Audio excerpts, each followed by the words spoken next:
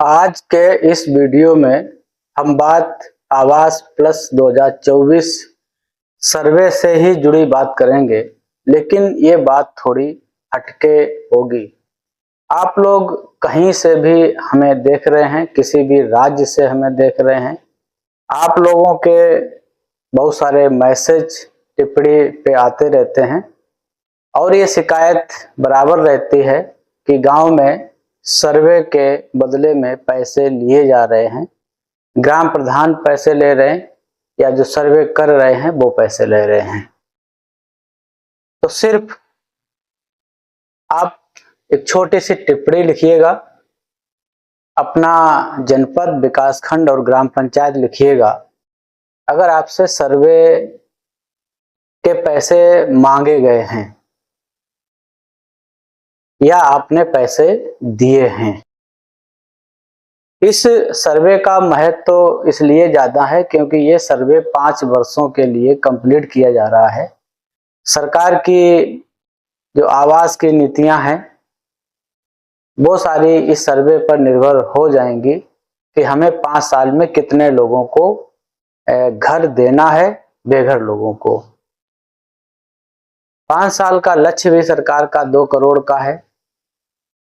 1 करोड़ शहरी है तो 3 करोड़ का लक्ष्य है और हर व्यक्ति चाहता है कि उसे आवास मिल जाए, भले ही उसका पक्का मकान बना हो, क्योंकि हमारे सामने भी ऐसे बहुत सारे प्रकरण आते रहते हैं जिसमें बार बार ये पहल की जाती है कि पैसे जो भी हो पैसा लेकर सर्वे कर दो या पैसा लेके आवास दे दो। तो यहाँ पे हम 2 चीजें आपके सामने स्पष्ट करूंगा। एक तो पैसे देने वाले होते हैं, मतलब एक जहाँ पे लाभार्थी स्वयं पहल करता है पैसे देने के लिए किसी सरकारी कर्मचारी को या प्रधान को। कहीं कहीं पे प्रधान पहल करते हैं, पैसा मांगते हैं लाभार्थी से।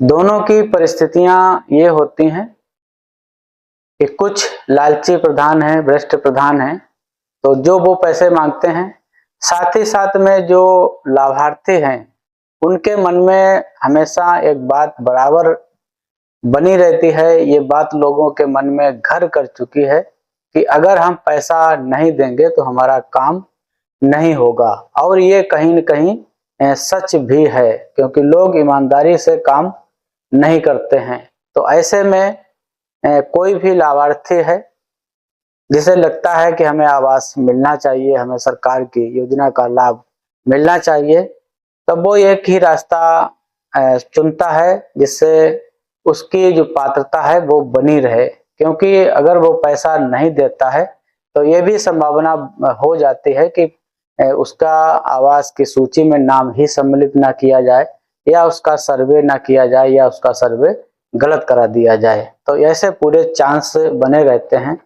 जैसे किसी प्रतियोगिता में भाग लेने के लिए कभी कभी लोगों को फीस जमा करनी पड़ती है, तो वैसी ही स्थिति गांव पंचायतों में लोग खड़ी कर देते हैं कि जब सूची में हमारा नाम ही नहीं होगा तो फिर भविष्य में हमें आवास कैसे मिलेगा। तो उस सूची में नाम को बनाए रखने के लिए, नाम को जोड़े जाने के लिए पैसे लोग देते भी हैं और पैसे लेते भी हैं। दोनों परिस्थितियां यहाँ पे हैं। और कभी कभी वो लोग भी पहल करते हैं जो वास्तविक रूप से आवास के लिए पात्र ही नहीं है और उनका जो वोट बैंक होता है वो प्रभावित करता है ग्राम प्रधान को।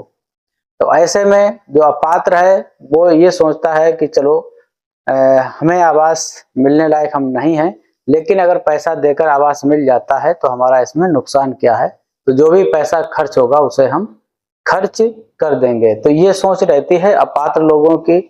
और जो पात्र हैं, जिनके पास कुछ भी नहीं है, किसी से अपनी बात भी नहीं कह सकते हैं, प्रधान ही उनके लिए सर्वे सर्वा है, क्योंकि कर्मचारी हमेशा नहीं रहते हैं, बदलते रहते हैं साल 2 साल में, फिर भरोसा भी नहीं रहता है सभी का। तो उनको लगता है कि जो भी सर्वे हो रहा है, जो भी सूची बन रही है, उस सूची में नाम को बनाए रखने का एक ही साधन हो सकता है कि ग्राम प्रधान को पैसे दिए जाएं, जिससे वो सूची में नाम उसका बनाए रखे। तो एक चीज और मैं कहूंगा कि चलो जो भी है वो है, लेकिन सत्य आप लिख सकते हैं यहाँ पे। मेरे कई 1-2 जगह ऐसा भी देखा है कि मेरे कहने के बावजूद भी लोगों ने पैसे दिए हैं, और जब उनसे कहो कि पैसे दिए हैं तब वो मना भी कर देते हैं कि हमने पैसे नहीं दिए हैं, और कोई भी लिख के देने को तैयार नहीं होता है। प्रधान के खिलाफ शिकायत भी लोग नहीं करना चाहते हैं कि प्रधान ने हमसे पैसे लिए हैं। तो ये सारी बातें हैं। एक चीज आप याद रखना, अभी जो भी आप दे रहे और जो भी कर रहे हैं वो आपके स्तर का है, लेकिन इस सूची का बार बार सत्यापन होगा। अभी सर्वेयर ने सर्वे किया, उसमें ग्राम प्रधानों ने, सचिवों ने या जो भी सर्वेयर रहे हैं, कहीं कहीं पैसा लिया है या काफी जगह पैसा लिया है। इसके बाद अभी चेकर आएंगे, हो सकता है वहां पे भी आपसे पैसा मांगा जाए।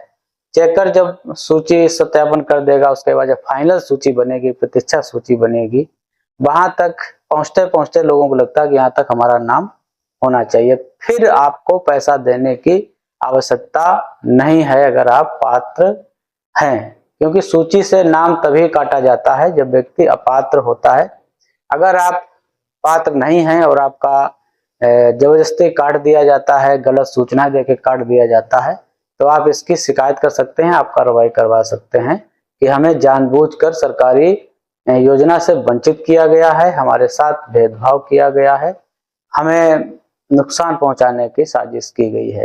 तो ये कार्रवाई कानूनन भी हो सकती है, अधिकारियों के माध्यम से भी हो सकती है, तो ये भी आप कर सकते हैं। लेकिन पैसा, मैं तो यही कहूंगा कि पैसा ना दें, अपनी लड़ाई लड़ें। अगर एक व्यक्ति लड़ने को तैयार हो जाएगा, हंगामा हो जाएगा पूरी ग्राम पंचायत में, और संभव है कि उस ग्राम पंचायत में पैसा फिर ना लिया जाए।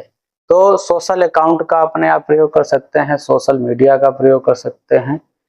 अगर जब बदनामी होने लगती है तो लोग सजग हो जाते हैं। हो सकता है कि आपसे दुश्मनी मानने लगे, आपसे बुराई मानने लगे, ये तो हो सकता है, लेकिन सुधार भी हो जाते हैं। हमारे साथ बने रहने के लिए हमारे चैनल को सब्सक्राइब कर लीजिएगा, वीडियो को लोगों तक शेयर जरूर करिएगा कि कम से कम लोग जागरूक हों सरकारी योजनाओं के प्रति, लोगों को ठगा ना जाए, लोग पैसा ना दें। जो पात्र हैं उनके हड़ाल में शामिल किए जाते हैं। जहाँ पे बहुत ही गंदी मानसिकता के लोग हैं तो वहां पे इस तरह होता है कि नाम छोड़ दिए जाते हैं।